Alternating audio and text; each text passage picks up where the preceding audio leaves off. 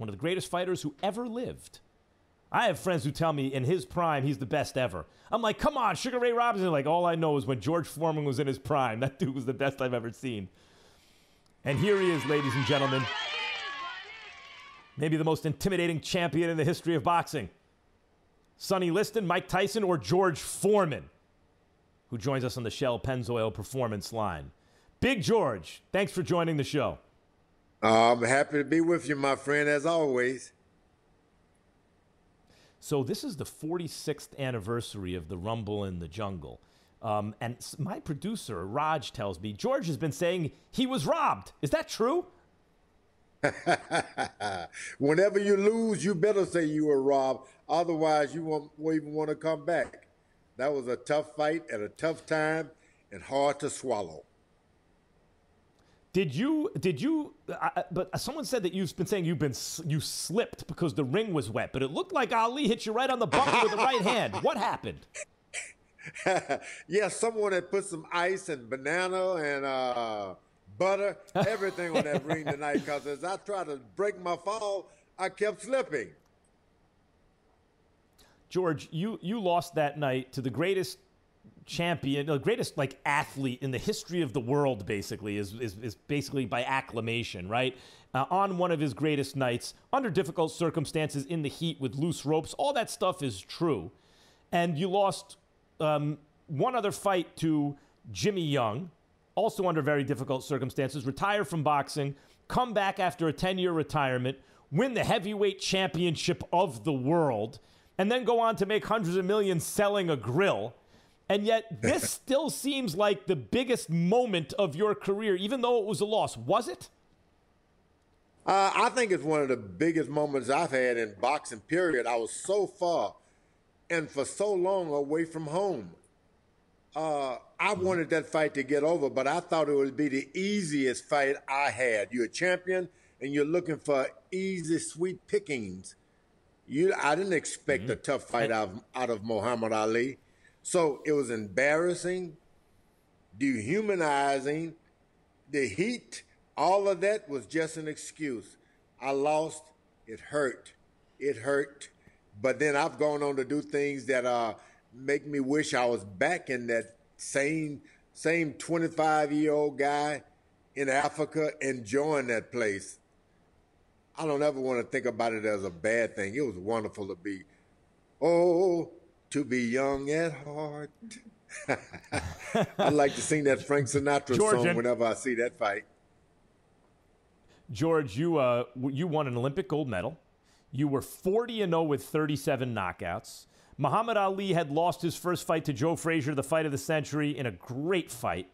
And he avenged the loss in a tough decision. And he'd lost to Ken Norton, who'd broken his jaw and barely beaten Norton in a rematch that could have gone either way. You fought Norton and Frazier and knocked them out in 2 rounds apiece. So, of course, going into that fight as a 5-1 favorite, you must have thought, as you said, easy pickings. At what moment did you realize, wait a minute, this old man ain't going away? It was about the 4th round. I hit this guy, and I hit him pretty good, and I thought I had him weakened. And he started leaning on me. I said, he's ready to fall. And then he whispered in my ear, "That all you got, George?" I knew then this was not the fight I didn't anticipate it at all. I had no expectation to hear him say that to me at that time of the fight. It got pretty scary then. George, when people talk about the all-time greats, look, in your first career as champion, you were, except for the Ali fight, you looked like the most unbeatable fighter ever. But you did get counted out. In your second, in the Rumble in the Jungle, in your second career, you were bigger and older and fatter and slower, could still punch, but you had a kind of resolve in your second career. You went 12 rounds with a prime Holyfield. You knocked out Moorer for the championship, even big, young, strong heavyweights.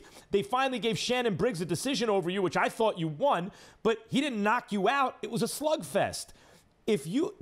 I sometimes think if George Foreman could combine his first career when he's 25 and invincible with his second career when he had that internal intestinal fortitude, maybe you are talking about the greatest fighter ever. Do you sometimes think that if only I was the kind of man I became in my second career when I was still young, what I could have done?